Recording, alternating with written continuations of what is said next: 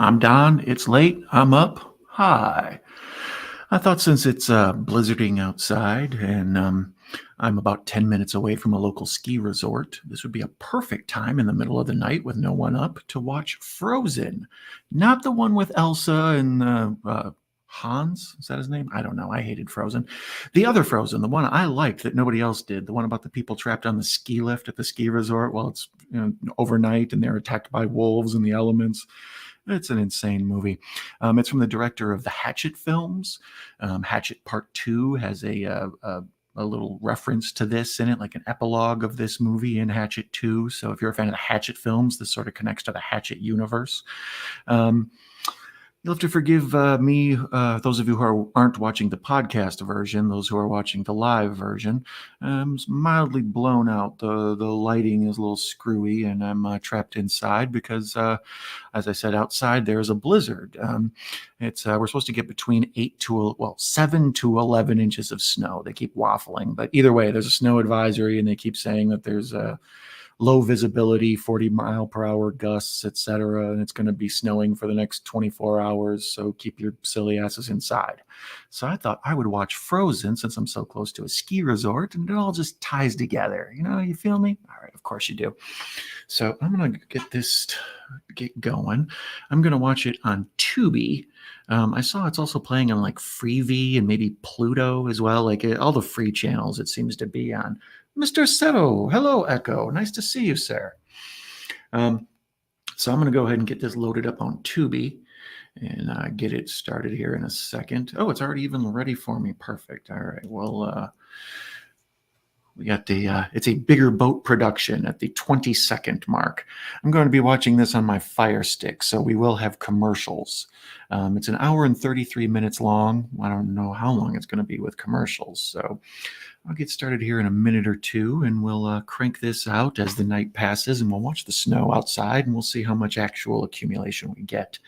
Like I said, they say we're supposed to have somewhere between 7 to 11 inches, but that's dude inches. You know what I mean? It's maybe 3, and we'll be lucky.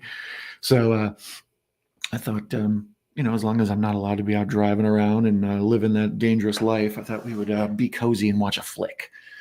So, this one is one that is real split. The audience is divided on it. I just looked it up. It's 68%, I believe, on 63% on Rotten Tomatoes, and that is the critic score. The audience score is 48%, which I was surprised at. I thought this would have been more of an audience thriller than a critical one, but apparently the critics kind of agree with me that this is a taut thriller, as it were. Let's put Echo up on screen since he's nice enough to join us. So on IMDb, it is a 6.2 out of 10. I think that's pretty good. It's not great, but that's kind of how I feel about this movie. It's one of my more favorite winter movies, like trapped inside, snowed in type movies. So, like I say, since I'm close to a ski resort and people over there have probably been riding the ski lifts all day. I hate ski lifts; they suck. But I just thought this would be a fun one to watch, so I'm going to go ahead and get it started right now. Press play. All right, I got everything running. So we're at the 23-second mark on Tubi. In Ariscope Pictures. Hello, Mayan. Anchor Bay Films presents. I read that this was originally, it was made by the guy who made the Hatchet films. So this is an independent kind of thing, and they took it to a bunch of film festivals. And apparently at the Sundance Film Festival, so many people were scared that they had, terror or anxiety attacks or whatever, that multiple people fainted while watching this. So, hi, man. Man has me on notifications. That is very sweet of you. Welcome, Queen Mayanne, Horror Queen of the Month for December and always in our hearts. Or actually, no, November. I'm sorry. Jamie was December. So here we are starting off on a ski lift. I believe this was filmed in Utah. You are forever Queen Mayanne. I find this funny that this came out around the same time as Disney's Frozen. I think this came out a bit earlier, but it was just funny to me that there was any sort of like confusion in the marketplace. Like, which Frozen did you see? The one with the snowman, or the one with the idiots trapped on a ski lift overnight? Man is forever queen. Yes, you are.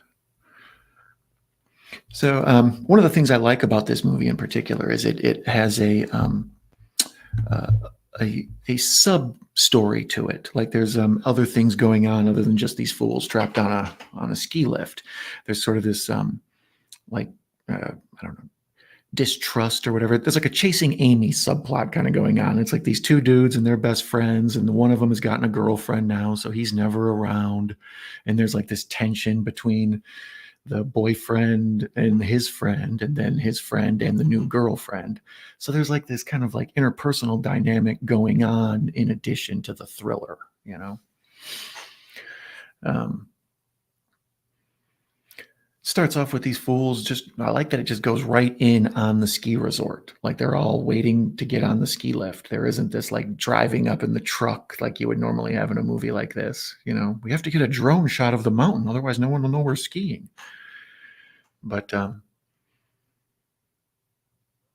like I say, I'm currently staying at a hotel right by a ski resort, and I see skiers all day long. I talk to them; they come and go. You know, all sorts of interesting people, all varieties of people. I met a Polish family that spoke Polish. I met a Japanese family that spoke all Japanese.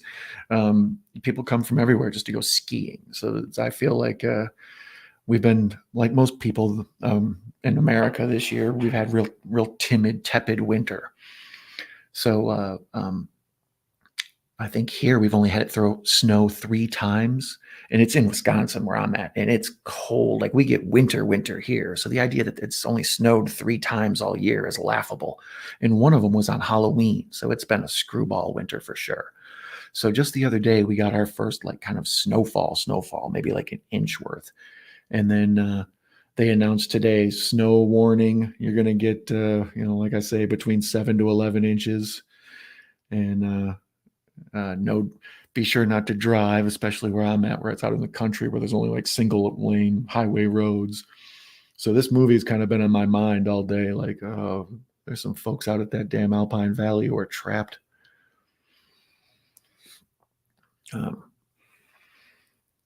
This I'm anxious to kind of watch again. I believe this is my 3rd watching of it. The first time I saw it, I wasn't expecting much. So I thought it was going to be awful. So the fact that it was entertaining, and a few times I was really kind of like on the edge of my seat with sort of like, sweaty palms. I found it like kind of powerful for especially how cheaply it was made. Here the girl's trying to convince the ski lift operator to let her and her friends go one more trip up the hill because they're supposed to be shutting it down for the big snowstorm. Echo says that his cold might be kicking in sooner than I thought, so he's going to bed for the night. I thank you, Echo. I appreciate you dropping in, sir. It's not a party unless you're here. Let's see here. Jason Voorhees, the legend. Hello, everyone. I'm assuming that's Brian. No, I totally have the money. So she's, like I say, she's trying to convince this ski operator. She's using her feminine wilds to seduce the lowly ski operator and get him to let them go on one more run. As I recall, this fails, and they end up trying to bribe the guy, and then there's some sort of confusion with the ski lift operators, shift change, and that's how they end up getting stuck on the ski lift all night. But we'll see here in a sec. Oh, it's Jason. Hello, Jason. Hello, man. Folks in the chat saying hello to one another. Like I said, this is I found it on Tubi, and that's where I'm watching it, but I saw it, I believe, on Freevee as well as Pluto, maybe, or is it Plex? I get Pluto and Plex confused. I'm very simple that way. So yeah, now here the 2 buddies have a second alone, and they're kind of arguing about how they don't see each other anymore because the one guy has a girlfriend. And like I said, I've bitched about this like in every stream I've done. That's how you make a horror movie. Who cares if you just kill off people? You know what I mean? These are nameless faces. It doesn't matter. But once you learn about them, once there's a story, once you have something to care about, something you're invested in, some sort of character arc or growth, then the people become people. And now them being scared or in terror it's actually means something. It's not just, body count on the news. So these people are snowboarders. Like I said, I'm by a ski resort and I see skiers all the time. And it's funny to me, snowboarders and skiers are very distinctive people. Like there's very little crossover. Skiers are skiers and they're offended if you call them snowboarders and vice versa. Like I met two dudes the other day. I said, "Oh, you here to ski?" And they're like, "We snowboard, bro." Sorry, man. Didn't mean to offend you. Shit. So now these fools are all lined up to get on the ski lift. I don't know how many of you out there ski or snowboard, but both the ski lift and the tow rope are just dangerous bits of business. I don't like either. Ski lift, you basically just sit in a line and you wait for the chair to come around and smack you in the ass, and you sit on it once it hits you, and then it takes you up. And then, a lot of people have been on ski lifts at like carnivals and stuff, so it's not that strange. But the tow rope, I always hated. The tow rope is supposed to be for the beginners, and it's just a straight up rope that's being pulled by some sort of mechanism at the top of the hill, and you grab onto it. And first you have to pick it up and let it slowly run through your hands. This sounds so dirty. And then you grab firmly and you let it take you up the hill. But if one idiot lets go of the rope and falls backwards, he like wipes out everybody else on the rope. So yeah, I was never a big fan of getting up the mountain for skiing. That's why I like sledding. There's usually some sort of hill or something, some sort of step someone has built.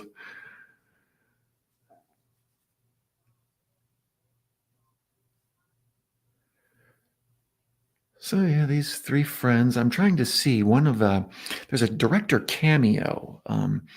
Like I said, the director is Adam Green. He's the guy that directed all three Hatchet films. Um, let's see here. Hello, Jason Voorhees, the legend. Oh, nothing but laying low, Brian. How are you doing, man? Every now they need to make more characters more likable and not just there to kill. Exactly. That's there's a certain place for the killable character. Out of your handful of people that are going to get bumped off, you want one or two to be dicks, right? That's how it's okay. There's certain satisfaction in seeing them go. But like especially your final person, final girl, final boy, whatever, they need to be likable. Like you need to be rooting for them to get away. But a lot of movies, especially horror movies, make everybody just jerks. So it's who cares if they die or not? You kind of root for Freddy in most of Freddy movies.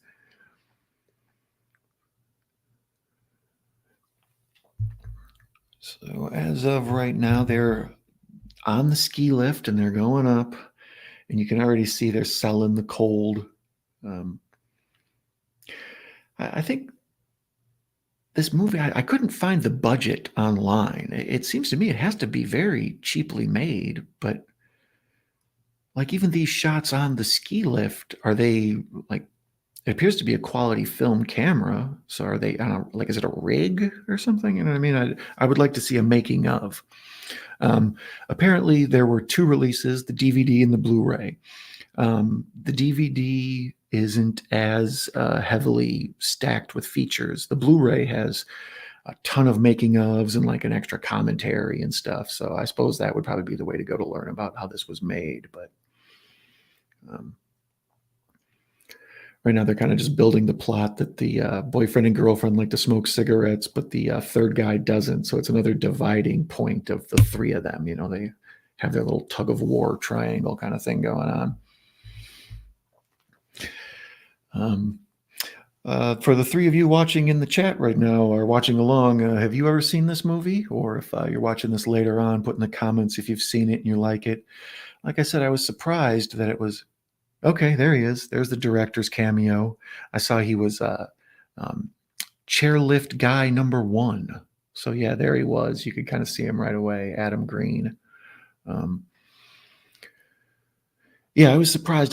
Most people I talked to are horror fans, so they all sort of universally like this one or find it, at least it gives you sweaty palms, man, especially if you're afraid of heights like I am. Like, I don't mind the cold as much, but the idea of dropping from 4 stories and snapping both my legs is pretty horrifying. And then being attacked by wolves when you have snapped legs. But most of my horror friends all like this movie, and it's sort of universally approved of. But I see that the mass audience at large is not a fan.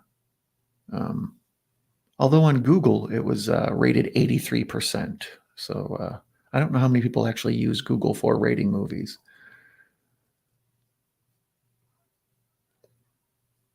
Why are you being loud? I must not have it completely. Man has not seen this movie. And Professor Macabro is here. Greetings and salutations, my friend. Welcome, welcome. For those of you who are not following either Professor Macabro or Mayanne or Jason Voorhees the Legend, I recommend you check out all of those guys' channel. They're all fantastic YouTubers, all great in the horror community in particular. So now they're up on the mountain, and we see them kind of getting ready to get their board on and take one ride down.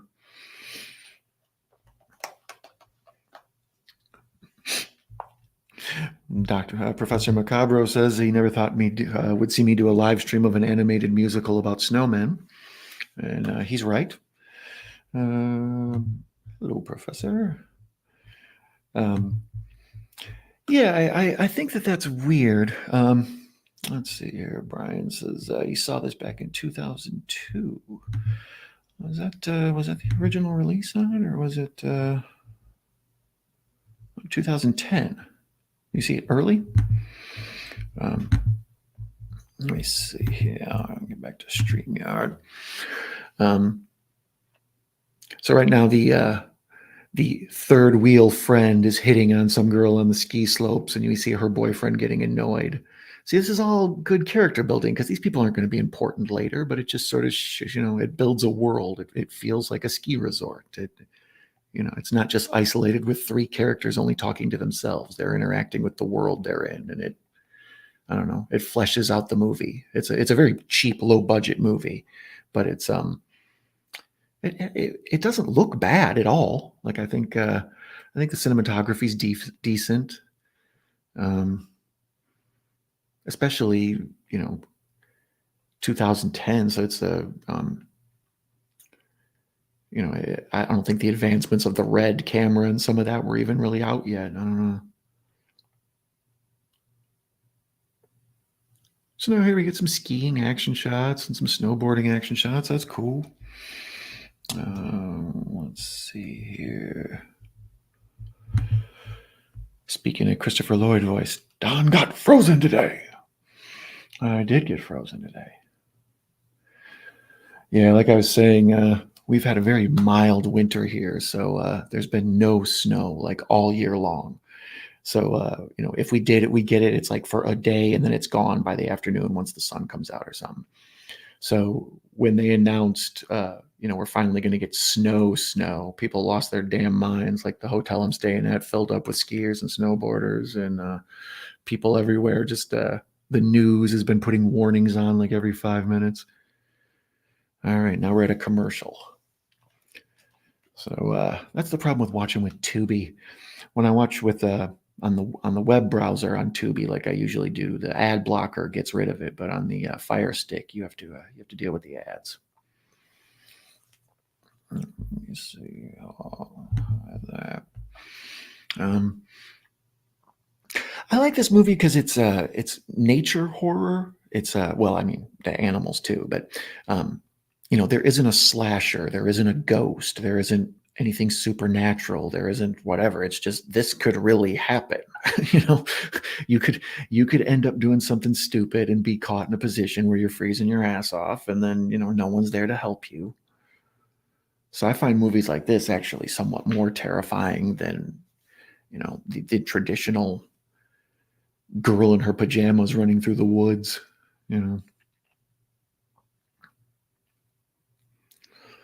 Let's see who the cast is. I enjoy Let's go here. The cast is, I saw their names, but I already forgot them. Sean Ashmore, Emma Bell, and Kevin Zegers. This is Emma Bell's first movie. So she's got a nice likability. She has the classic Mary Sue charm, I guess. I don't know. There's not really much to dislike about her, although the best friend does a good job with it. I think that these guys are all very 90s grunge. Lots of flannel and big baggy toboggan caps. You know, oh, that's funny. I never noticed she has a horseshoe necklace, like for good luck. You're gonna need it, girl. Let's see here. Everything is ads now. Wave of the future, my ass. Streaming has become cable TV. We get commercials, but pay for each channel. Madness, madness, I say. Macabro knows what's up. I hear Amazon is going to start having commercials at the end of January. And now we get an appearance for Jamie Hart. Hello. Nice to see you. I spoke of you a second ago, mentioning the horror of the month YouTuber lineage. So welcome. It's important to have all these kings and queens here. I like this. It's the royal table late at night. So thank you, Jamie. You are always welcome and a fun contributor. We're glad to have you.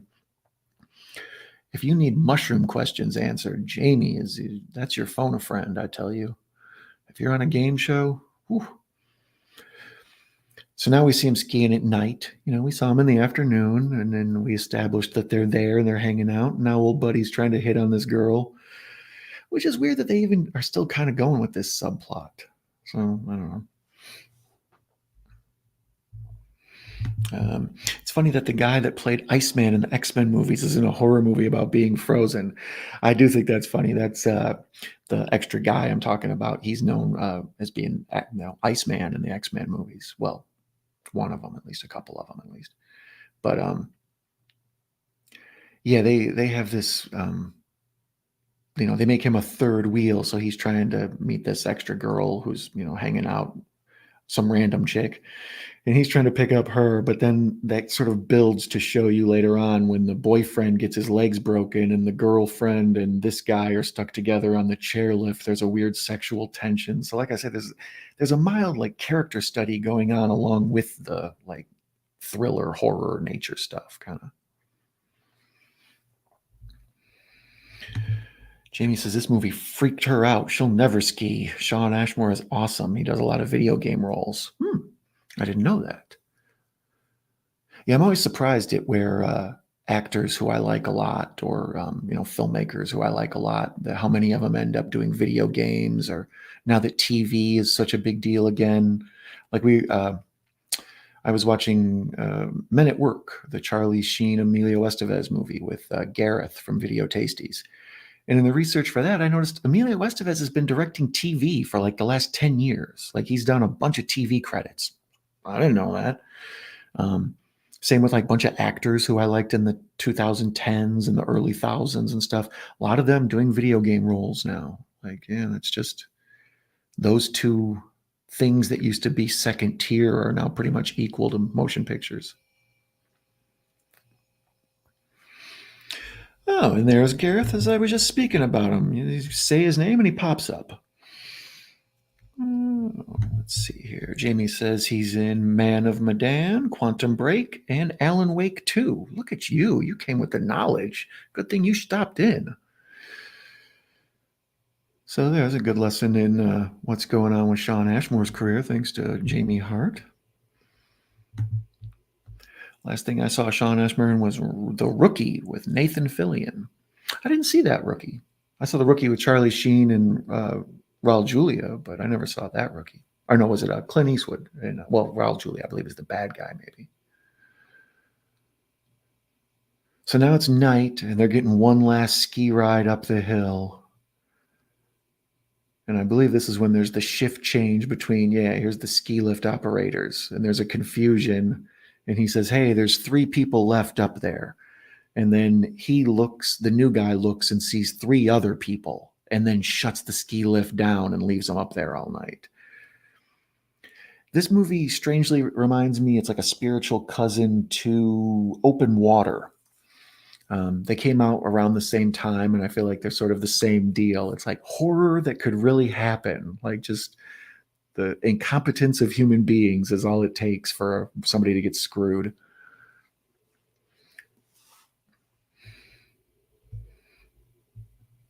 Well, of course you. Jamie says she plays those games. That's how she knows. Well, I imagine as much. I saw you build your awesome computer, so I hope that hope you've been killing it with that thing.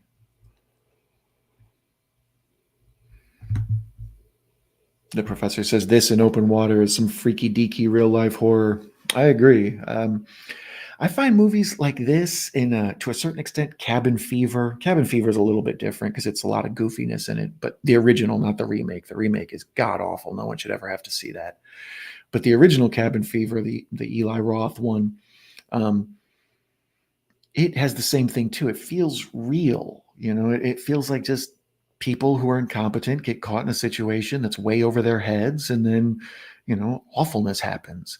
I watched some movie on Netflix. I can't remember what it was. It was like about a couple that whose car broke down in the snow and they were trapped overnight. And I believe the husband maybe dies. The wife is like, I think, pregnant in the movie. I'm totally drawing a blank on the title. But um, these type of just stranded / accident horror movies are so like visceral. They feel like they could really happen. They're cautionary tales. Macabro, he was on the same thing with Open Water being in this boat. Yeah, I just, that's all it takes. Like whenever I see bungee jumping or like skydiving, I'm like, so my whole life rests on the competency of the people who are running this operation. Like, nah, man. Like that's why I don't like carnivals. I don't trust the meth head that put the Ferris wheel together. Like, and that's why I don't, none of this. I don't trust these people to leave me up there all night and take care of me and make sure I'm okay. Jamie's been playing PS5 over the PC lately. You got one for Christmas. Wow, that's awesome. Yeah, my niece has got a PS5 for Christmas, and I was checking it out, but um, I haven't been a gamer in a long time. I think I tapped out at PlayStation 3, maybe. I was never an Xbox dude. But prior to that, I had every system. NES, well, Atari 2600, NES, Sega Genesis, PlayStation 1. I think I bought a used Dreamcast at some point. Um, PlayStation 1, 2, 3. I was never a big Xbox guy, though.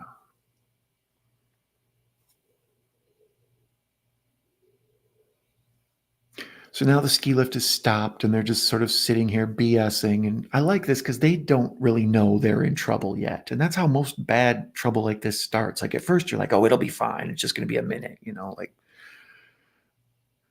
oh, the train stopped. It's okay. It'll start again. We've all been in situations like this where something happens and it's like, oh, someone will come help us.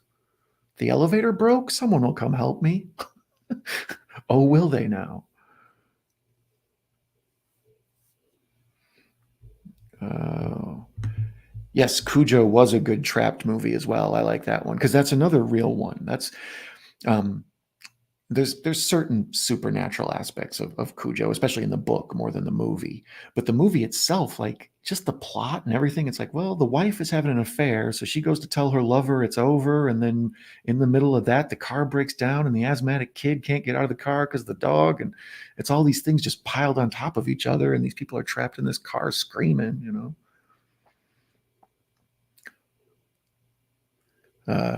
If you're listening later on, either to the podcast or the replay, put your favorite trapped movie in the comments. There's many of them if you start to like kick them around. It's a even to a certain extent a movie like Hush with the lady who's hard of hearing in the woods and somebody attacks her. I mean, I know that's more of a stalker slasher kind of thing, more less nature, but it's the same type of thing. Just the isolation, and it feels like it could really happen. Like, you know, I've never once worried that Freddy is going to attack me, or, you know, I don't think I've worried about Chucky since I've been a teenager.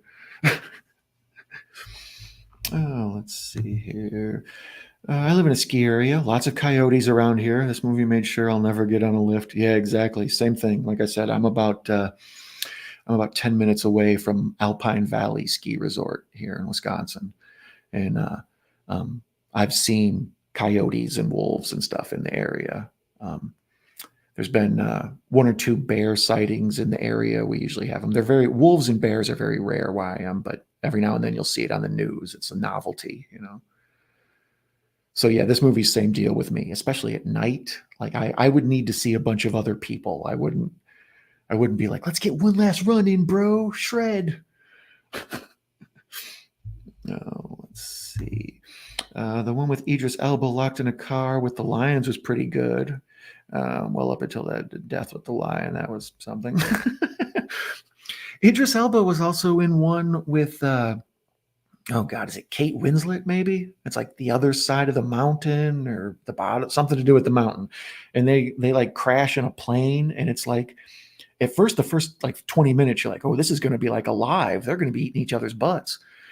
And then later on, we see them like working their way down the mountain, and it's messed up because whoever the lead is, I think it's Kate Winslet, her and Idris Elba fall in love, but like she's engaged and her fiance dies, and the movie just is like, oh well, Idris Elba's handsome, it's fine. Look, I'm sorry your fiance or husband died, but here's Idris Elba as a consolation prize. Ah, Mr. Chabot is here. How are you, buddy? I'm seeing the Iron Claw tomorrow. Well, that's awesome. I need to go see the Iron Claw too. There's a theater down the road. Maybe when we get over this snow emergency, I might go take a ride over and see it. I heard it's really good, but I also heard a lot of the actors are sort of off. Like the guy who plays Ric Flair is bumming a lot of people out. So, but I hear it's very good. I'd like to see it. Thank you for coming, Anthony. It's nice to have you. He's got 1.1 subs, K subs on his YouTube channel. Of course you are. You're the number one YouTuber in the world. Saw the original was a crazy trapped movie. Especially the short film that it was made of, where I think the short has a lot that takes place in the bathroom, and then they expanded the world for the first movie. Jamie Hart has quite a few game systems I've collected over the years. PS1, Xbox 360, Xbox One, PS4, PS5. I had the Atari. My brothers destroyed those with the OG Game Boy. Oh, brothers are the worst, aren't they? Yeah, collecting the game systems is fun. I still have the old Atari 2600, and I have my old NES. I lost the Genesis somewhere along the way. I had that around right towards the ends of high school. So I think that's about the time boys are careless with shit. So, man's cracking up. I own a movie called Hunger about a kid that gets in a car accident during a snowstorm, and he has to eat Saint Mom to survive, and he turns into a jigsaw-like dude. Not good, not bad. It's aight. Yeah, I've never heard of that one. It's called Hunger, huh? Well, I guess that makes sense if he's got to eat his mom, and it is a Saint Mom. That's a running theme of this channel, the infallible mother character or wife character. They have to be the most likable in the movie. We can't do anything to make you dislike the mom or the wife. Okay, so now they're already contemplating the jumping. Like they're a good 4 stories up, so it's not a reasonable jump. Like, but you could also, between 3.5, 4 stories is the part where a mind might trick you into thinking, yeah, I could make that jump. So when the boyfriend does and he snaps both his legs, it's friggin' hilarious. Like you're like, well, you asked for that. None of us were gonna jump, you dummy. Jamie Hart says she has 4 brothers and they're all annoying idiots. Cheers to Jamie's brothers. Well, it's hard. It's hard living in a family when they got you, Jamie. They're a mushroom expert, a video game expert, and a horror expert. These boys, they're being emasculated. Well, I like the safety bar. That's where it's supposed to be. Oh, that's right. The how you gonna piss thing. There's the part where the girl has to pee, and it's such a. Did you ever see? I think it's called Green Inferno, maybe another Eli Roth movie, the one where the hippies go to the rainforest and they get captured. It's like a Cannibal Holocaust ripoff kind of thing. And there's a part where one of the girls in there has like explosive diarrhea, and she has to like run to the corner of the cage and have diarrhea. And it's like one of the most traumatizing parts of this movie with cannibals, that, she had to just sit there and be demeaned and let everybody watch her have diarrhea. And that's kind of how this movie is with the pee scene. There's the part where the girl eventually like has to pee on herself. And I remember, even though there's all this horror and tragedy and broken legs and wolves eating people alive, the girl peeing on herself was like one of the memorable, gross parts of this movie. Oh, and here comes the snow for them. It looks just like that out my window right now. Through these glass doors, for those of you not listening to the podcast, watching, behind these glass doors is a picture window, and it just looks exactly like the scene we're looking at right now. It's nothing but trees getting pelted with white snow. Do I have Shudder? I do not have Shudder. I was actually thinking about getting it. I had it once, probably like 2 years ago. I did one of them like 1 month or whatever the hell it was for like $4 or whatever, Black Friday deals. And I enjoyed it, but it was the type of thing where I watched all of the big movies I wanted to see on there, and watched all of the Creepshow TV series. But then by the time it ran out, I shut it off. But as much as I love Joe Bob Briggs, it's kind of ridiculous I don't have it, because I love, him. So the idea I don't see The Last Drive-In when it's on is kind of a mistake on my part. You know what? Damn it, Mayanne, I think you've talked me into getting Shudder. The grown-up kid kidnaps a bunch of people, locks them in a well, and see if they turn into cannibalism like he did. If I remember it right, it stars the guy that played Johnny Cage. Oh, okay. So Hunger sounds interesting, not The Hunger. Okay, so now a snowplow is coming by. I think in the it's driven by Kane Hodder. Hilarious. The there's like I think in the Wikipedia description they call it like a snow arranger or something. So it's not necessarily a plow. It basically like flattens the snow so people can ski on it. I'm not a big skier, so I don't know these things, but I can tell by the way he's driving that it's intended to help more than it is to plow. And like I said, Kane Hodder is the guy driving the snowplow thing. So that's a funny cameo. How about The Breakfast Club? They're trapped all day on a Saturday afternoon. That's actually a good one. 2 weeks. You're mine, buddy. Mess with the bull. Get the horns. Does Barry Manilow know you raid his wardrobe?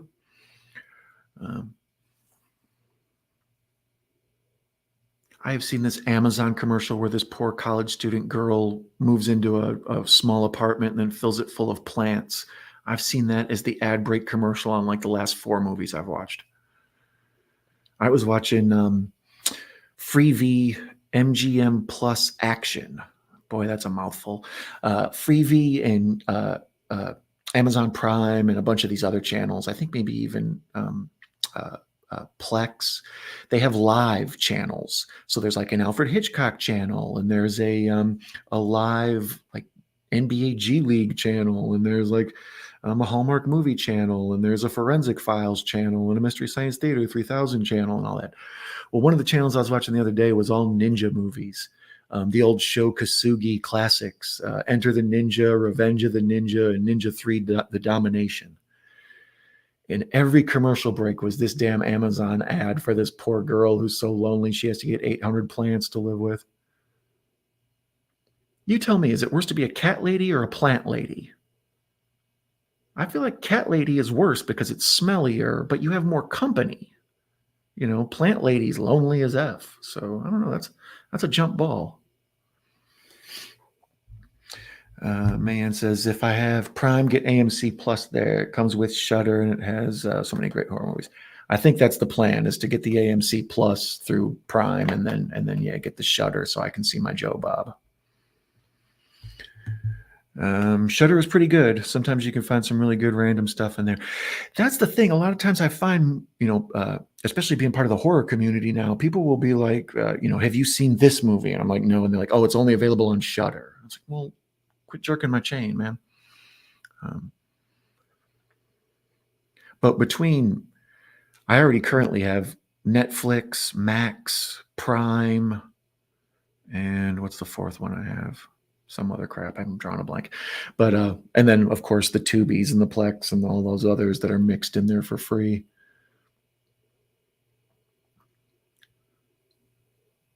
Okay, so now they're talking about their favorite cereals and they're getting mad at each other like, quit talking about food, dude. Let's see here. Plus, I came across a free app I downloaded on my TV with lots of horror movies. It's called Fossum. I just saw an ad for Fossum like when I was looking for places that had Frozen. So yeah, I've never heard of that before. I'll check out Fossum. I saw that app. Um, I'm I'm blown away by Tubi. When Tubi came out, I was like, oh, this looks janky because Shout Factory is another channel, or is it Scream Factory? Shout Factory, right? Yeah, Shout Factory .com, and they have a hub on Tubi, and all their stuff's on there. But I used to go to Shout Factory all the time, and it was very limited, but they had cool retro 60s, 70s, 80s stuff, and that's what Tubi, fills for me. It's all that stuff, If there's some 80s horror movie that everybody's like, oh, you never saw whatever, The Changeling or something. It's like, oh, there it is. Yeah, go to Tubi. I just watched Bloodbeat on Tubi like 2 weeks ago. There's actually a missing live stream I did of Bloodbeat. Bloodbeat's a movie about a woman who has a Christmas vacation in Wisconsin, and she gets possessed by the ghost of a samurai, and she murders her family.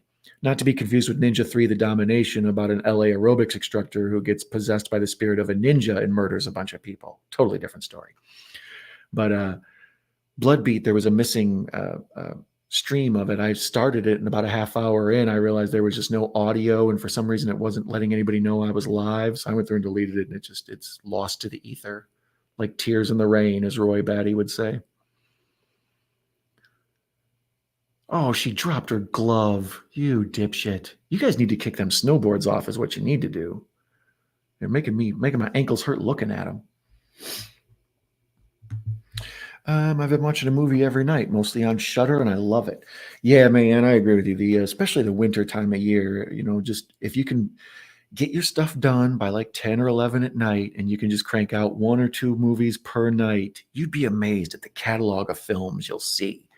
Like, sometimes it feels like I've seen everything, and then well, at least everything up until like the year 2000. And then about then I started to realize that's when DVDs and Blu-rays came out, and I went back and watched all my old stuff, and I missed all the new stuff. So now I have to go back and watch all the stuff I missed while I was catching up on old stuff.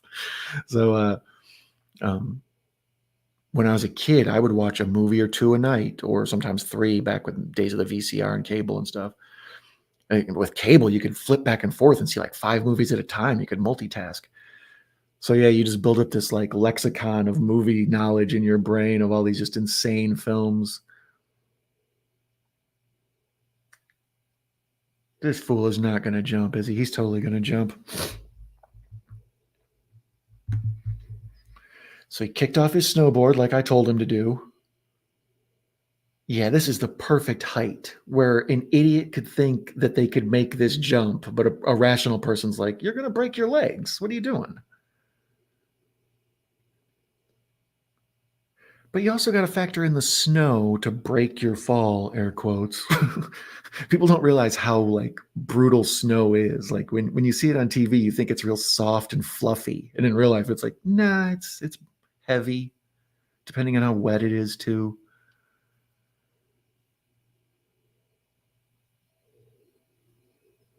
So now dude jumped, and they're doing a great job of showing this. We see that he fell and he's hurt, but they're not showing how he's hurt.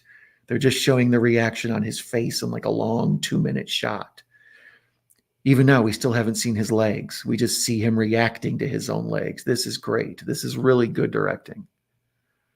Oh, both legs, compound fractures. You can see the bones in both of them. Oof. Straight Joe Theismann, dog. Jamie Hart says, I admit that I miss cable. I miss channel surfing and movie channels. That's how I gain them. Exactly. You'd put on something on TNT, but then a commercial would come on. You'd quick flip to Showtime and see what they have. And then, you go to Cinemax and you see see if the sex movie that's on is to some nudity yet. And then you flip back to TNT. And yeah, eventually you end up seeing like 6 and 7 movies in a day. This movie is also doing a good thing of showing the ice buildup on the characters' faces. Like one thing I noticed whenever I shovel or have to do any sort of outside work during the snow, I always get like my mustache gets covered in snow or my eyebrows start to get like wet and snowy.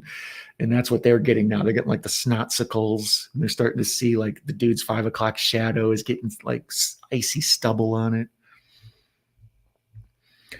Let me see here. What did I miss about the professor? Don't get Shutter in the grand old country of Mexico. Can't get Troma now either. So Tubi's a godsend. Oh, wow. That sucks, Professor.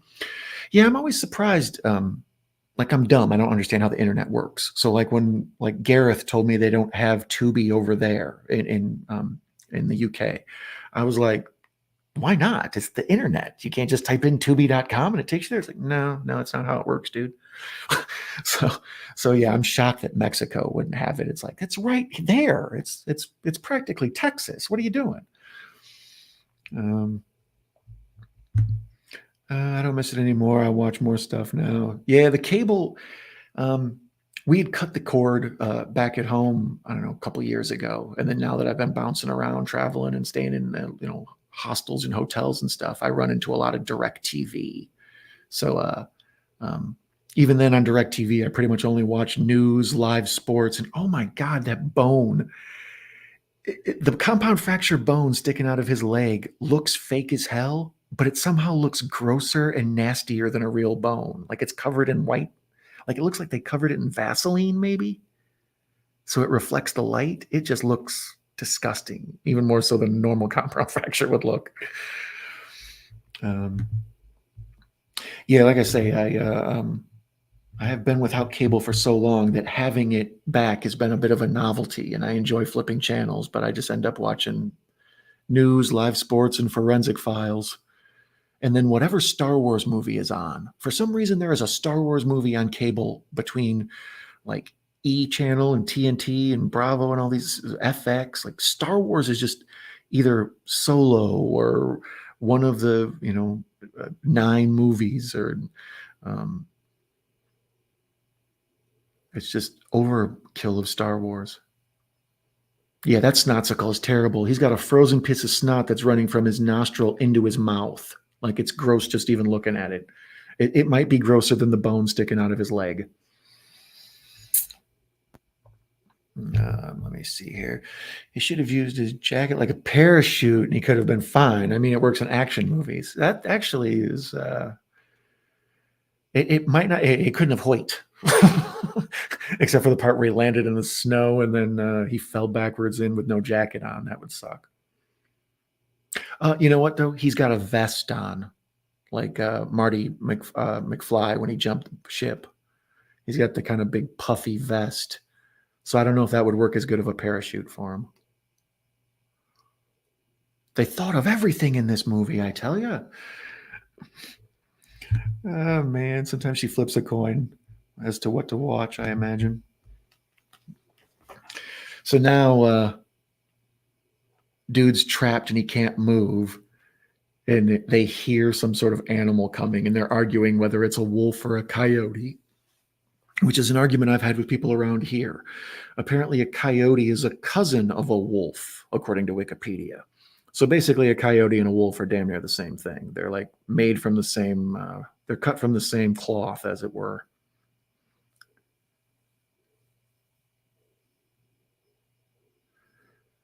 Oh, and the girlfriend is referencing Sarlacc's pit because she's trying to calm him. That's nice. She knows how to get in his head.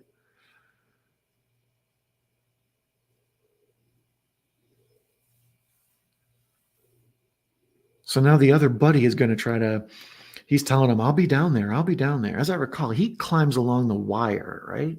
Is that what his plan is? Or is he talking about jumping into this tree?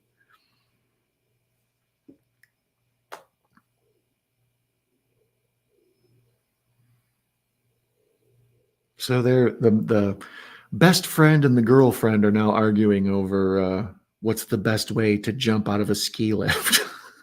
A conversation I'm sure all of us have had at some point or another.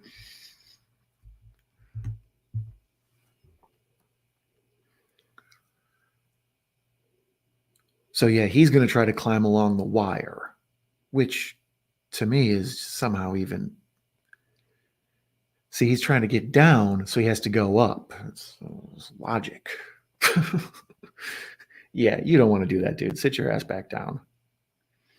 I remember when I was a little kid, I was on a ski lift at Santa's Village in, I believe it's Dundee, Illinois. And the ski lift stopped. And we were up there for, I don't know, half hour or something. But it was like me and three, 9-year-old friends. So we didn't care. We were just like, making fun of people's bald spots and stuff. Wow, so the wolf showed up. And it's actually,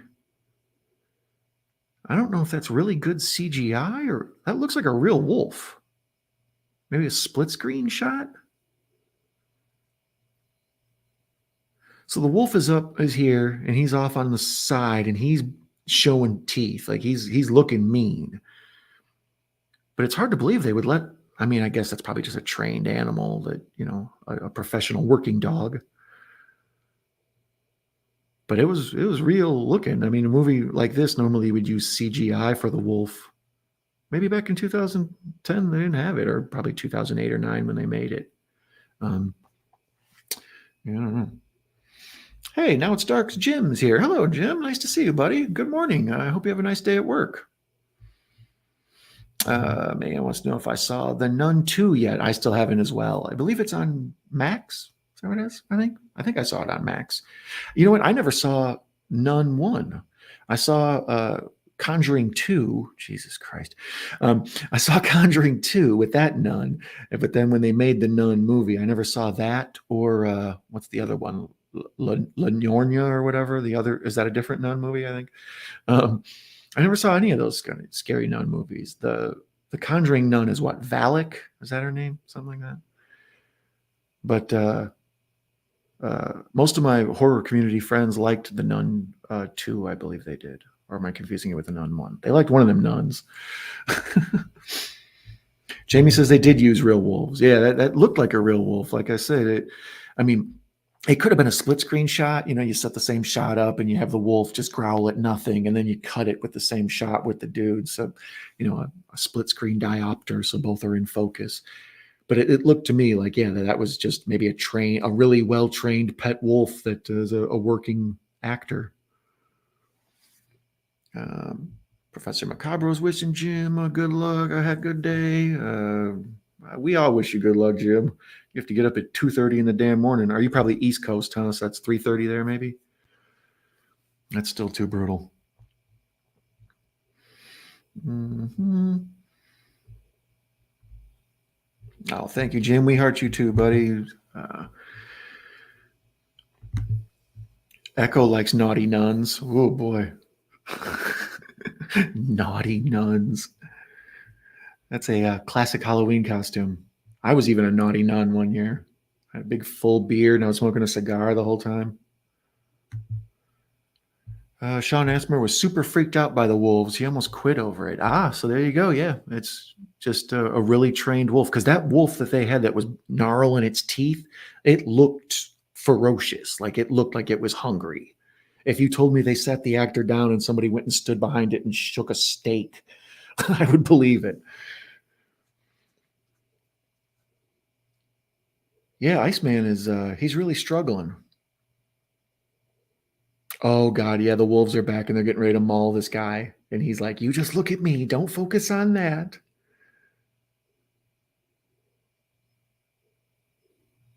I don't know. Well, it's a pack of wolves now. So he's in trouble. 1, 2, 3, 4, 5, 6. Jesus, let me get a wide shot. How many wolves we got? And now they're arguing she needs to look and see, and he won't let her. And he's like holding her ears, and you can just hear the bones crunching and snapping as the wolves eat them. This is just brutal and kind of amazing. Oh, the twerking sisters. That one chick can get dick anytime she wants. I've seen that one like between the midnight hour and the ninth circle. The two of those, I've seen that chick. I'm not familiar with her work, but I'm familiar. Her legend precedes her. Oh, man's laughing that she can get any dick she wants. I had to watch this movie, found it on Prime. You do need to watch this movie. It's surprisingly good. Like I said, I expected nothing the first time I saw it. So when it was like kind of scary and left me, especially the stuff with the heights mixed with the stuff with the getting eaten by the wolves where you can't defend yourself because your legs are broken and all that. It's you just feel helpless watching this. Um, that was always one of Hitchcock's things. He wanted the audience to relate to the people in the movie. The people in the movie are an avatar for the audience. So we should feel like we're them. You know, we should feel like we just lost a friend who's been eaten to wolves. Okay, now she's getting the snotsicles. And ooh, and you can see her like eye makeup is freezing. Damn. Mayan says she should be sleeping. Jamie Hart says she should be sleeping too. It's 3:30 in the morning. Insomnia is the worst, indeed. So you're East Coast too. Yeah, that's the beauty of me. I'm Chicago time, so I'm 2:30 here. Time to go to the dentist. 2:30. Should have kept that snarling monster in the shadows. Then bam, plot twist, and it's a freaking Bigfoot. Oh shit! What a twist! I think they make a ripoff movie of this where a couple. Well, I guess what do you call it? Willow Creek is kind of like this, except not in the snow. um, I think the attacked by a Sasquatch genre has become more of a thing. Right now, I'm in an ad break. They're getting ready to wrap it up. That's one of the things I like about the ad breaks, though, is they're 40 seconds, and some of them are a minute, but you can see that little countdown bar, so you know when the ads are ending. Like a normal commercial, you just kind of have to guess, you know? A commercial on cable or TV, I should say. So now we're back at these two idiots on the. Oh, he cut his hands while he was going through the cables, while he was climbing on the cables, and you can see his gloves got ripped up and blood is starting to come through. Meanwhile, she's still traumatized after watching her boyfriend be eaten to death by wolves in front of her. You know, normal ski trip. I was already in bed, Jamie, ready to sleep, but I forgot to put my phone on Do Not Disturb. Aha! That's the beauty of notifications. Thank you, good people at YouTube. Well, it's not a middle of the night Don stream if I don't have Mayanne and the Professor and Echo and Jamie and the cameos by Gareth and Jim and you know who's missing is Mikey's morgue. Where the hell is Mikey's morgue? We need to turn the notifications on his phone. Now, this I like. They're doing the character study stuff. They're arguing over, she's telling him, you shouldn't have let him jump. And he's like, how the fuck am I going to stop dude from jumping? Don't blame me. Like they fill up the story with interpersonal conflict. It's I don't know. This is a well-made movie. I'm watching it again. I thought I would not like it as much, but on the third viewing, I'm still enjoying it. And I am liking that Iceman is slowly freezing to death before my eyes. That is funny. Jim says he puts his phone in a different room when he sleeps.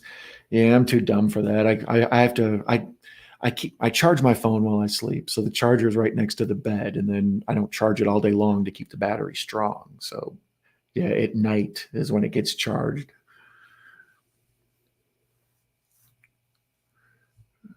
Professor says, what are you doing to me here? Professor says, dude should have gone all Liam Neeson and grabbed some glass and fought the wolves like in The Gray.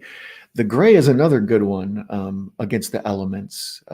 Same with The Revenant has a different plot where the guy's chasing the other guy, but same type of thing, like person against the elements. Same was, I mentioned Alive earlier. They just made the remake of that on Netflix. I can't remember what the hell it's called. About the oh god, what are they? Colombian soccer team? Somebody somewhere, Uruguayan, maybe Paraguayan, something. That damn soccer team or a rugby team. Sorry, I don't mean to disparage soccer. That rugby team that crashed in the Andes, and then they had to like eat each other. I haven't seen that. I probably should watch that tomorrow while I'm trapped inside in this snowstorm. That'll be a good inside movie to watch. Um, Mayan says Mikey is missing. If Mayan has anything to do with Mikey missing, I'm going to notify the proper authorities. I use my phone as an alarm clock, so I take it to bed with me, but I have all the notifications turned off when I sleep. That's a smart way to do it. I Oh, now they're yeah, like I say, there's the weird thing where they kind of hate each other and they don't get along, but then now that dude is gone, they're sort of whatever. They're comforting each other. They're not like falling for each other, but they're certainly comforting one another. And we cut to the boyfriend's body in the snow, just a hand poking out. Ridiculous. Just very simple. Lots of just shots of tree limbs and snow and these people with the, painted on ice on their face. And oh, that's why he was flirting with that girl. So he has a reason to long. Like, I need to live through this so I can hook up with old girl. um, like the show Yellow Jackets. Let's see here. It takes giving someone the cold shoulder a brand meaning. Yes, it does. Yes, it does.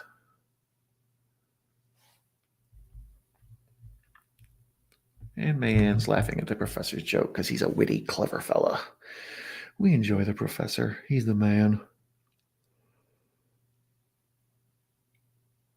Good evening. So now they're just sort of BSing. Like they don't really know what to do. They're stuck up there and they've watched their friend and slash boyfriend get eaten to death.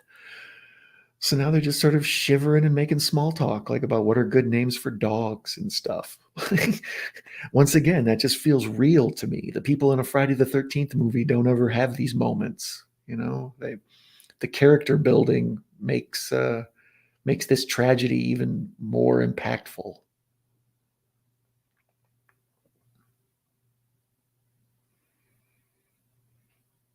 These really tight close-ups on their face, and you can just see the eyebrows frosting over, and you can start to see like frostbite set in on the cheeks and stuff.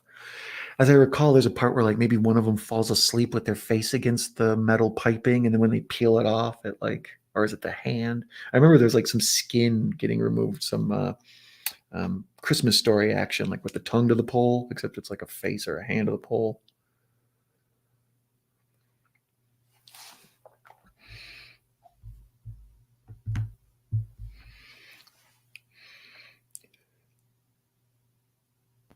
Yeah, like now she's crying. Girl, don't cry. Them tears are gonna freeze to your face and just make it worse. You need to think happy thoughts. Have you heard "Don't Worry, Be Happy" by Bobby McFerrin? Go ahead, sing a little bit. It'll help.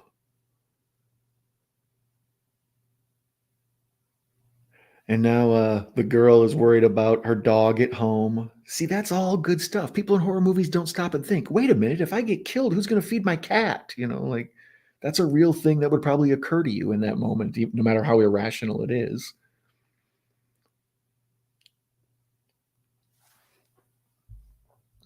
Mm-hmm. I was more concerned about the pet that they said they had and who was going to feed it if they didn't make it out of there. Exactly. Like I like all this. That this feels like stuff that real humans would worry about, as where most horror movies are just an excuse for gross kills and titties. And don't get me wrong, I love a good gross kill, and I'm never going to disparage a titty in my life, but I feel like this leaves you more disturbed than usual. Not like Martyrs disturbed, but still disturbed nonetheless. Um, Man is enjoying the movie so far. Yeah, it's for low budget. It's surprisingly good. You can see how maybe they just had access to a ski resort for like 3 days, and they just. I still haven't figured out how they did the shots up on the rig where they're sitting up there. It looks to me like they probably just had a camera on an actual ski lift but it could also be something they shot in a soundstage, you know?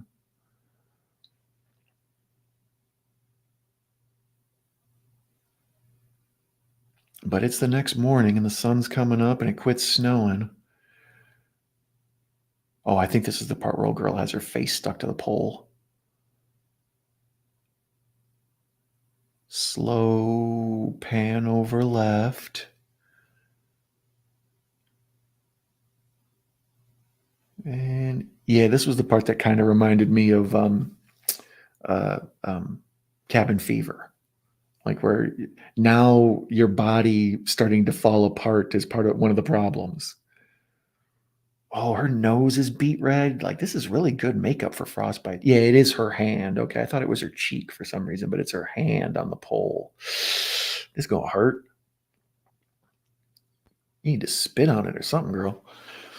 All right, Jamie Hart's taking off. You have a good night, Jamie. I hope your insomnia. I hope you lick it. You're awesome. Thank you for coming by. My condolences to your dipshit brothers.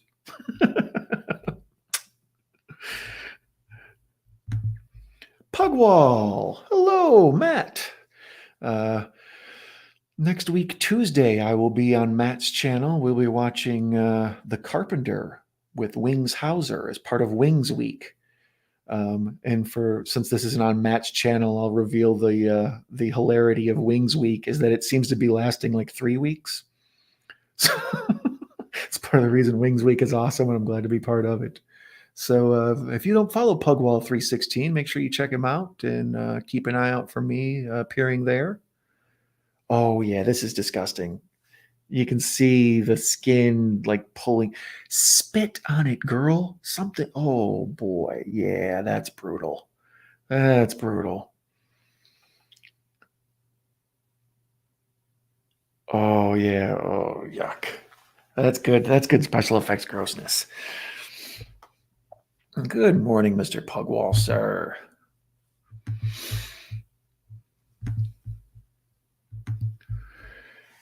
Oh wow, yeah. Now, so that's why I thought it was her cheek, because she's already starting to show frostbite signs wearing through her cheek. Ugh. I don't know if I've ever seen this in a movie, like just straight up frostbite attacking. Like I remember in Ravenous and stuff like that. There's plenty of movies where people are out in the cold and they have to deal with the elements, but I don't know if I've ever specifically seen frostbite portrayed like this. It's brutal.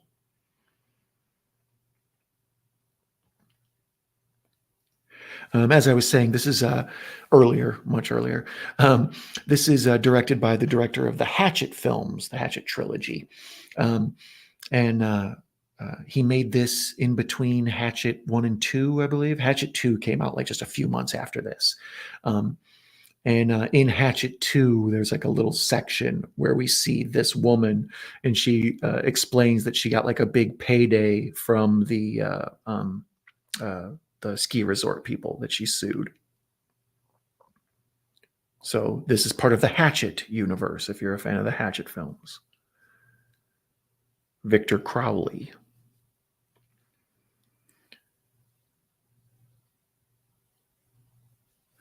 Oh, let's see here. Matt wants to know thoughts on being trapped in a ski lodge movies or Snow Beast films. Yeah, we kind of been talking about that. That's these trapped films, especially where the elements work. What is it they teach you? Human versus human, human versus nature, human versus self, or whatever. Human versus God. I think those are the 4 conflicts. So yeah, this would be, I guess, man versus nature, but also man versus stupidity. There's a good. Well, that was kind of crazy. They did a stop motion shot, or a time lapse shot, where you could see the clouds because the clouds were moving really fast, but none of the trees were like shaking or anything. So it was just a really steady, smooth shot. It was kind of pretty. And commercial. Damn it. I wish I would have started this movie with you, but debating whether to go to sleep and stay or watch. Next time, send me a message so I can decide. Yes, ma'am. Well, like I said, we've been watching on the news all day, like, the snowstorm rolling in, and I was trying to think of what would be interesting to watch or what sort of piques my curiosity. And that's, like I said, I'm right outside, I'm about 10 minutes away from a ski resort. And I've been talking to skiers over like the last couple of weeks. So it just occurred to me, it's like, let's watch Frozen, the good one, not the stupid Disney one. By the way, I'm like one of the only people on earth who doesn't like the Disney Frozen. I don't like Elsa or what's her name. I find them both to be bad characters. The villain gives out blankets to the poor. What kind of movie is that? It's terrible. All the songs suck. I want to build a snowman. Like, ugh. It's also melancholy and depressing. This is the real Frozen. That's the one I'm into.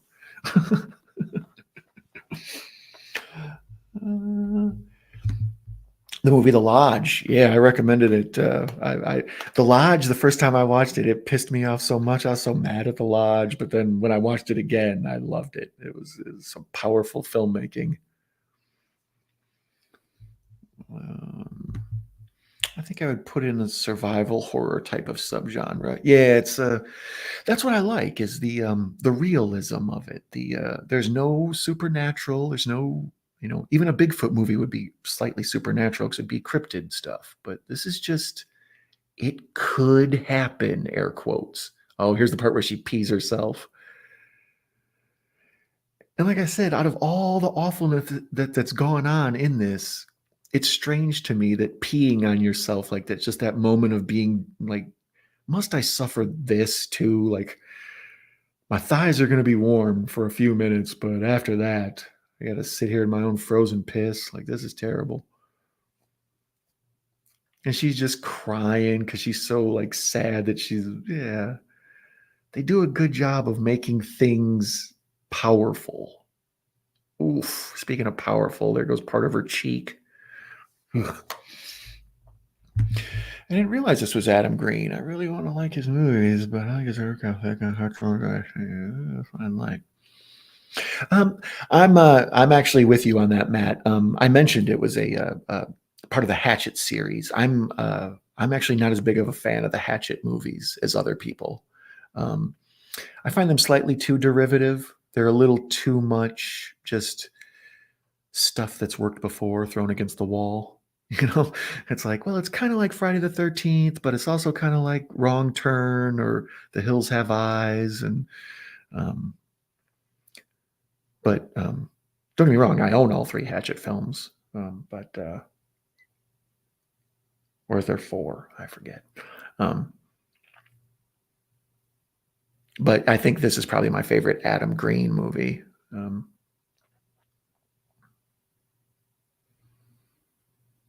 Yeah, now they're out there exposed to the sun, and they're pointing out, like, first we were getting frozen, and now we're going to get sunburn. Man says she likes it so far. Good. Yeah, it's only an hour and a half, and then with the commercials, I don't know, probably under 2 hours, I would think. I started it at roughly around 1:45, and it's 5 to 3 here. Yeah, it looks like there's maybe 20 minutes left, roughly. It didn't seem like there was 20 minutes left. But I suppose they do have to both get down. And then, as I recall, she has a bit of an ordeal getting away.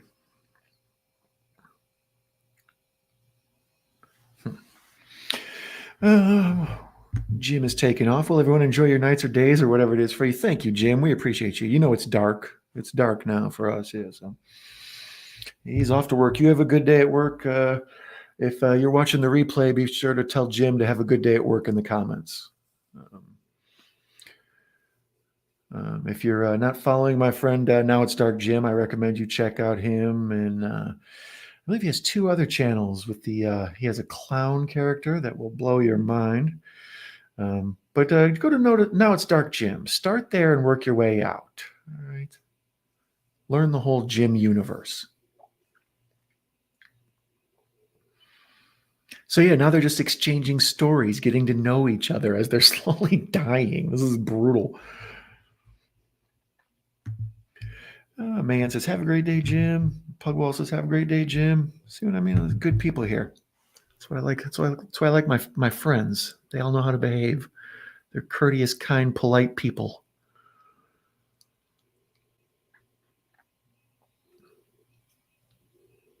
Yeah, I guess I don't know. I don't know. I called it a chasing Amy type movie. I'm sure that's pretty common in a lot of movies. The love triangle, the two best friends, and then the new girlfriend. But to me that's an interesting topic to like a interpersonal tug of war going on.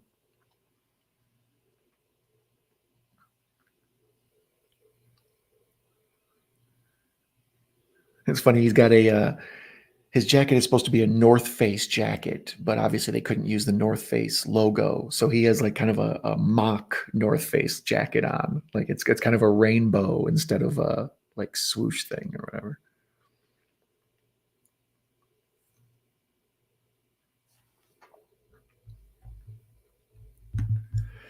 Behave me? No, you're thinking of another Macabro. There is no other Macabros. You're one of a kind, my friend. Good evening.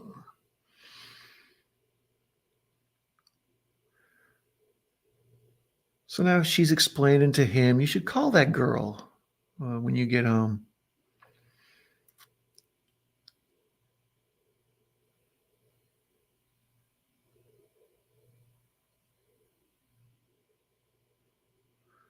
So this is all just sort of slowly winding down to a somber. Yeah, I guess this the third act before they kind of get up their balls to be like, all right, we got to get out of here.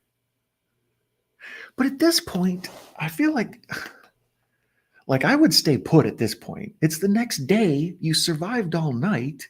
You can stay awake or not freeze to death for another few hours. Eventually, these people are going to have to come in. I don't think it would be shut down all weekend, would it? I don't know. I don't know the finances of ski resorts.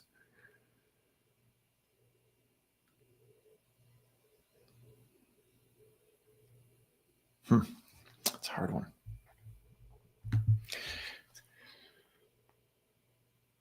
But like, yeah, this shot that looks to me to be a crane, maybe. You put the camera up on the crane. You got these folks suspended up in the air on ski lift 75.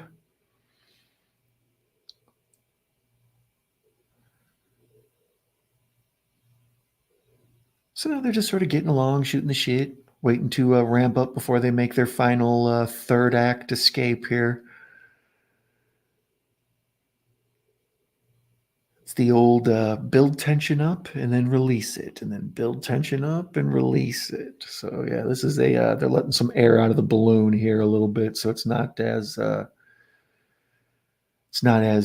death defying. We're not feeling as like at any point these guys are going to die. Hmm. That's what I mean. I would think that they're smiling now. Their faces are sort of thawing out a little bit. I mean, they're getting sunburnt, which ain't good. But yeah, I don't know. I would hold, try to make some noises, do something. I don't know.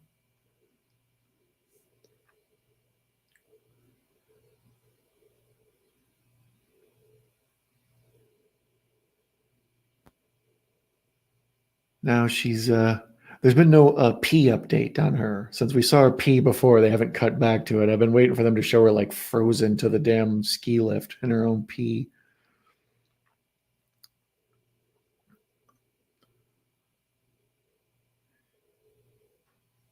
Boy, Iceman's being a real trooper in this one. Let's uh let's look and see what else Sean Ashmore's done besides he has been in 73 acting credits. That a boy, Sean Ashmore. Jeesh. Let's see what your best roles are before you. Okay, he's getting ready to make a move and climb again. He's going to try the shimmy along the rope thing. All right, geez. His first role was in Rin Tin Tin K9 Cop in 1990. He was in an episode of Ray Bradbury Theater, which I love Ray Bradbury Theater, so good for him. He was in Animorphs, Earth Final Conflict. Yeah, he was in the regular X-Men as Bobby, Iceman. He was in the Outer Limits remake or the reboot in 2001. He was in X2 in 2003. He was Eric Summers on Smallville for 2 episodes. He was in the Earthsea miniseries. That's where I was recognizing him from. I was like, he's in some sword and sorcery movie. Yeah, Earthsea. There you go. He was in X-Men: The Official Game, X-Men: Last Stand. He was in The Ruins. That's another one that's, well, it's the plants are alive, so it's more supernatural than the usual just survivalist horror. But it's kind of up there too. They're trapped on top of that pyramid being attacked by them. So I'd recommend The Ruins. It's fun. And then he did Frozen in 2010. He was in Hatchet in 2010, or Hatchet 2, sorry. X-Men 2, or X-Men Days of Future Past. He was in SWAT, the TV show. He was in Darkness Falls. And then a bunch of video games, as Jamie Hart told us earlier. Well, good for you, Sean Ashmore. I appreciate what you're doing.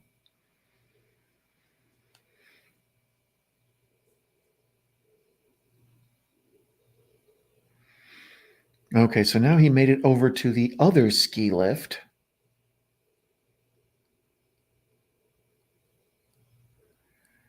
And they're trying to break the bolt to get it to kind of come off.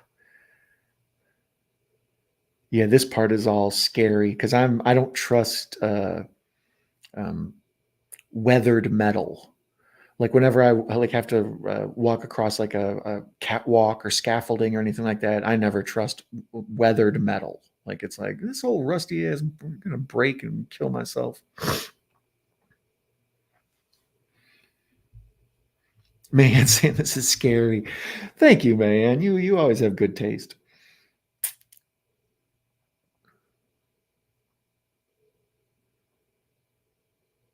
But it's kind of what they get for not following the rules. I think that's sort of the underlying, like all movies have sort of a moral to them. Like, you shouldn't be a bad person. You shouldn't like the people that stuff happens to usually are like bad people. The sin these guys are guilty of is like just basically trying to get in one more like ski lift ride, one more slope down the mountain, run down the mountain before everybody else. You know, it's not that big of a crime to die for, in my opinion.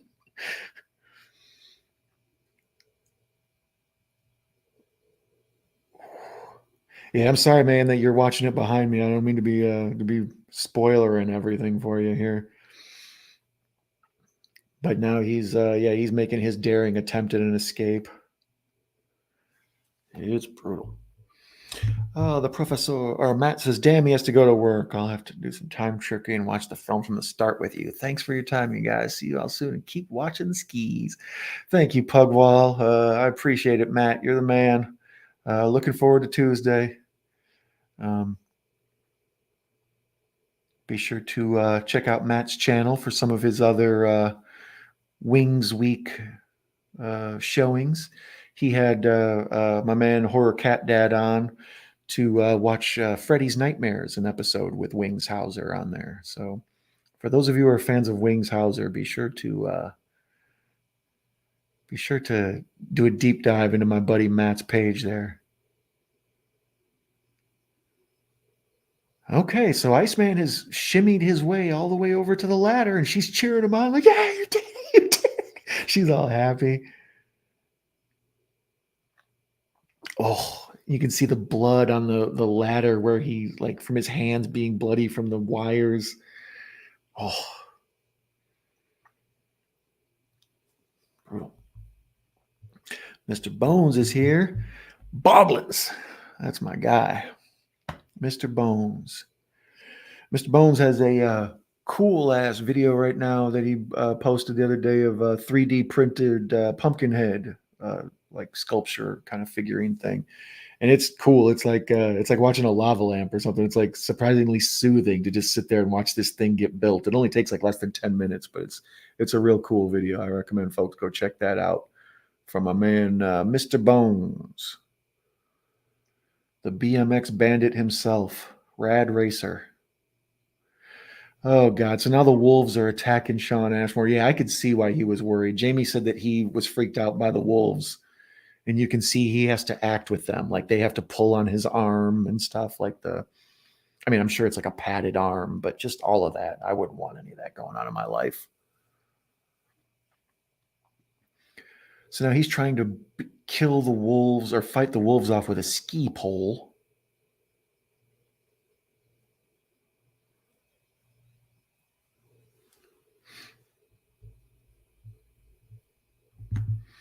Iceman needs to survive to get some of that random girl action. Yeah, exactly. He has so much to live for. He's got like 3 different women, and he's got this thing going on with his buddy's girl now. So yeah, if he can survive these wolves, he's got lady friends lined up for days. Murder May. Oh my God, it started snowing. Yeah, I told you at one point when it's nighttime and it's snowing in the movie, it's exactly what it looks like out the window here. This makes me laugh that Sean Ashmore he shimmies down the ski lift and he gets to the ground and he's got two just grossly bloodied hands because they're all ripped up from shimmying along the metal wire, and his gloves are all ripped up, and you just like feel it's like, Bruce Willis having the bare feet in Die Hard. It's just like you feel his pain. And then he straps on a snowboard and snowboards down the hill like a friggin' Mountain Dew Kickstart commercial or something. Like, I'll go save you, shaka bra. It's like you shred too hard. All right. Now is not the time to be rad. All right. Just go to the ski resort, get help, and bring me back hot chocolate. How hard is this? And we go to a commercial. Ah, damn it. Good time to catch up on the chat. Here's another one of Gamera. You can send in a link to. Oh, hell yeah. Yeah, I'd definitely like to see the Gamera one too. Actually, I need to just go snoop out your page. I haven't had a Bones deep dive in a minute. Snow is whack, May. That is a good. You would be a good weatherman, Bones. Have you thought about that? You just come on with your cool ass Southern accent and be like, "Snow is whack." Yeah, especially in this movie. Oh, I thought you meant real life. Yeah. Always time to be rad. No, but it was snowing the other day. Yeah, I'm wondering. I saw this damn snowstorm that I'm getting is blowing across the country. I was anticipating my Instagram just being full of snow pictures tomorrow. It's going to look like the end of Scarface. Okay, so we're at 119. Back from the commercial. We're at the 119-minute mark of a 133 movie. Old buddy just hopped on the snowboard and slid off. Okay, now she's got her damn cheek against there. So I did remember this part. Yeah. Ugh.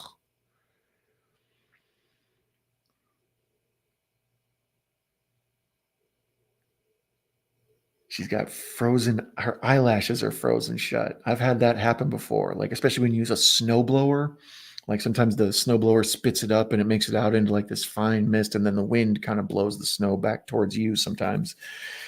And yeah, you get the frozen mustache, frozen snotsicles, the frozen eyelashes.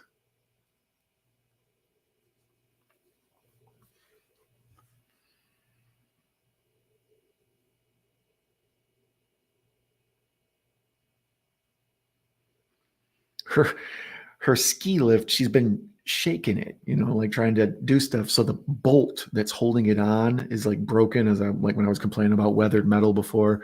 So now she's at the point where her ski lift is like tilted crooked. It's like a low rider doing a two-wheel ride.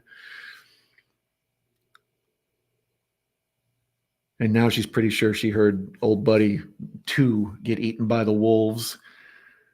Brutal.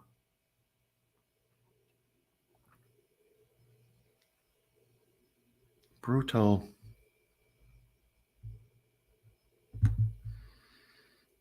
Snowing the other day. Yeah.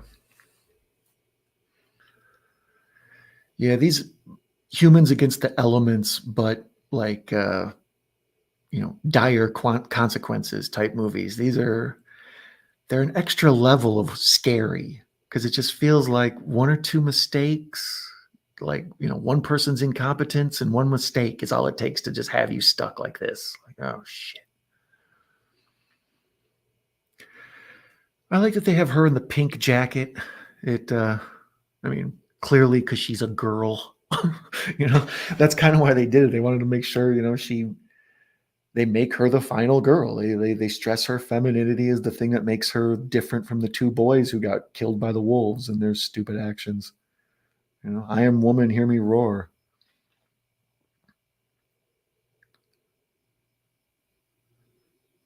So now she's up to something, and we see the bolt is getting ready to snap. Oh boy, you in trouble, girl.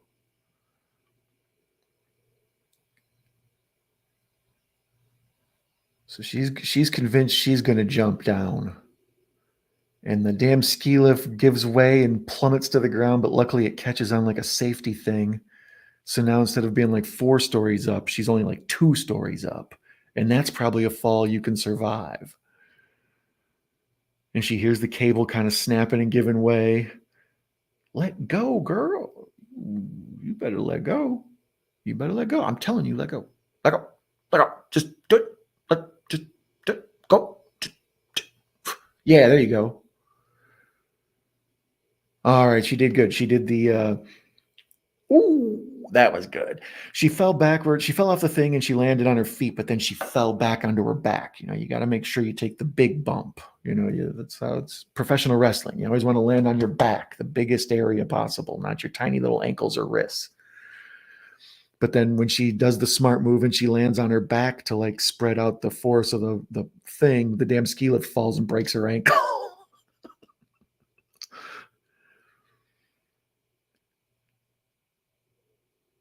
And then she's just crawling on her belly like a snake, just at her lowest. She's already covered in her own piss and her skin's been ripped off. And looks like her nose and ears are getting ready to fall off at any second.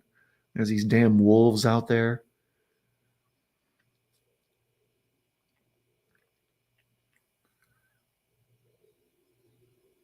Yeah, this is all super powerful and uncomfortable to watch, but it probably cost like $4 to make. It's just a woman in the snow in the woods.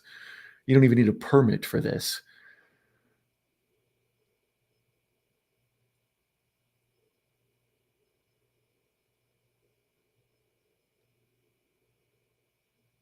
As I recall, I think she like wanders by old buddy getting devoured by wolves, as I think. Creepy atmosphere, man. All is calm till me and X open the gates of Looney. Mm-hmm. Gotta sell, exactly. Gotta sell. Mm-hmm. Flip around 15 times like HPK. Exactly. That's what you got to do. You got to do like you take the flat back bump and then you roll your feet over, like when somebody gives you a rock bottom. You got to, or a stone cold stunner. You got to do like 3 flips.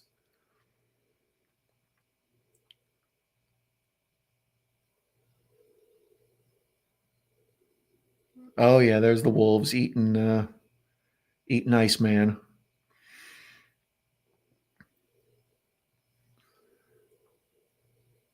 Ugh. So there's the second human body we've seen completely ripped apart by wolves. And she's just stumbling down, falling down the hill like a bad viral video clip or something. She like can't get her balance. She's just tumbling down the hill.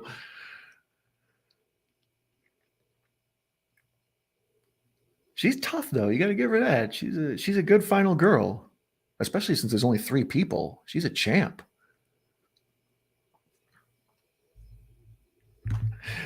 He loves the descriptions. Oh man, just got to the part where he jumped. It's brutal, isn't it? Mm-hmm.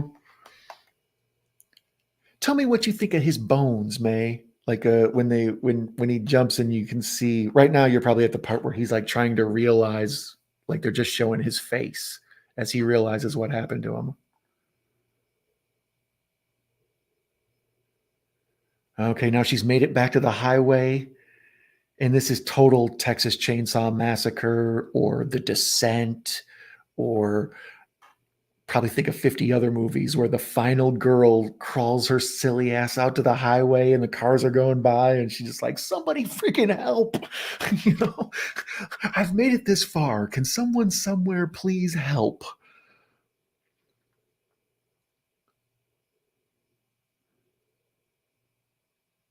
And now she's using a rock for a pillow to just show like where she's at in life. She will take comfort from a rock.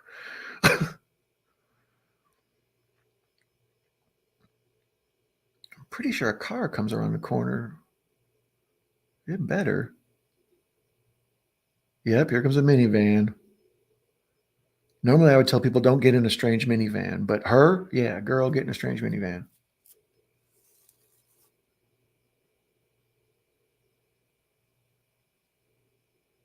Hey, you okay? Well, I'm bleeding to death on the side of the road in the middle of a snowstorm. You tell me. I'm gonna get you help.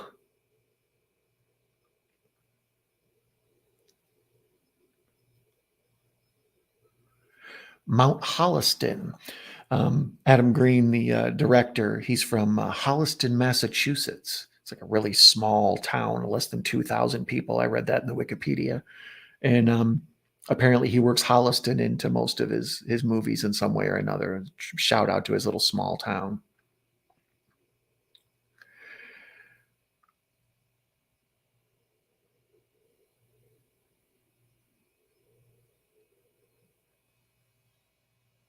Huh. Yeah, I guess you probably couldn't make a Frozen 2, huh? So it ends with the black card with white titles. Uh, I suppose you couldn't make a Frozen 2 because that girl could never be convinced to go back to a ski lift ever again, right? Um, like I said in the Hatchet 2, I believe it is, there's a part where we see she gets a settlement and she's like, I'm never going skiing again in my life. So you better not. Shit.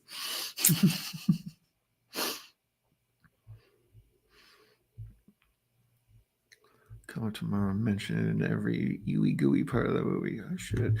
That was a great. I'm gonna make him come up tomorrow and mention every ooey gooey part of the movie. What are you watching tomorrow, Bones? Anticipation, May. Oh God. You're right, Bones. Somebody else could get stuck on the damn ski lift again. You could do because they made Open Water Part 2. You know what I mean? Nobody in their right mind would ever go back on a shark expedition after you got abandoned out in the middle of the ocean. So um, yeah, I suppose Frozen 2 would have to be some other idiot. More dumb people on a ski lift. You'd be surprised how many there are in the world. But yeah, that's it. That's Frozen. Let's see if there's anything interesting in the trivia or anything going on in Wikipedia before we wrap this up. The film premiered at the 2010 Sundance Film Festival and was released in North American theaters on February 5th, 2010, with distribution from Anchor Bay. As I was saying earlier, when it was at Sundance, there were numerous faintings from people in the audience because Sundance is a ski resort area. So those people, it hits extra close to home for them.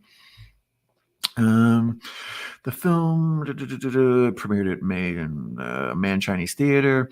It opened to a weekend box office of $131,000 and $131,395.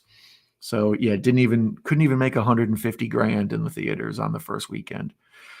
It underperformed in the following weeks. Internationally, the film earned over 2.4 million. Its widest release, it was in 106 theaters. For those of you who don't understand theaters, like a big movie is generally in 3,000 to 4,000 theaters. So if this was only in 106 across the world or in America, it's a domestic release. So that's really small, you know. Home media, it was released on, yes, single disc DVD and Blu-ray. As I was saying earlier, the Blu-ray is loaded with stuff. The soundtrack album, consisting of the film's complete score, was released in 2011. It had a limited press run of 500 copies. So if you're sitting on a Frozen soundtrack, that's probably worth something. In Adam Grebe's subsequent film, Hatchet 2, released 7 months after Frozen, Emma Bell appears in an uncredited cameo, reprising her role as Parker O'Neill in a scene serving as an epilogue to the main events of Frozen. In the scene, Parker is revealed to have successfully sued the ski resort for abandoning her, Dan, and Joe to the wolves, declaring that she will never go skiing again. Rotten Tomatoes, like I said, it was 63%. 48% from the audience, so the audience liked it less than critics. Richard Roper called the film an entertaining, suspense-filled, sometimes wonderfully grotesque little scarefest. The Hollywood Reporter said, "It's not written, directed, or acted well enough to be a first-rate thriller." That's rough. Variety said, "Don't be surprised if the movie's most wince-inducing moments come not from the disturbing images, but rather of the bad acting and worse dialogue." Damn, Variety, that was harsh. It was nominated for a Saturn Award for Best Horror Film. It lost to Drag Me to Hell, which I think is a better movie, so that's fair.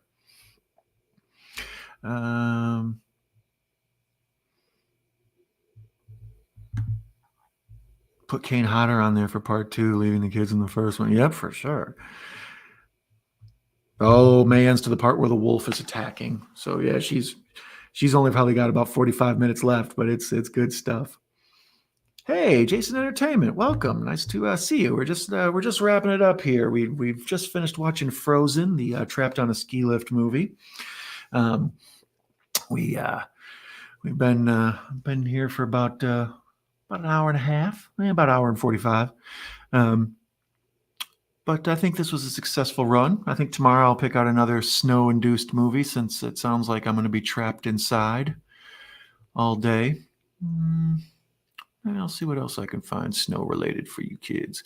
But yeah, Jason, I appreciate you dropping by. May, I appreciate you, of course, always being here. Mr. Bones, you are awesome. Boglins for life, my friend. Send me a link tomorrow to my Instagram, or at least put it in the Midnight Hour group, so we can be there for your movie. Unless you're watching the same time as I'm watching, then we'll have a crossover stream. God damn it, we'll figure out something. Let's see here. Man's sleepy, but she's okay. She's going to finish watch and go to sleep.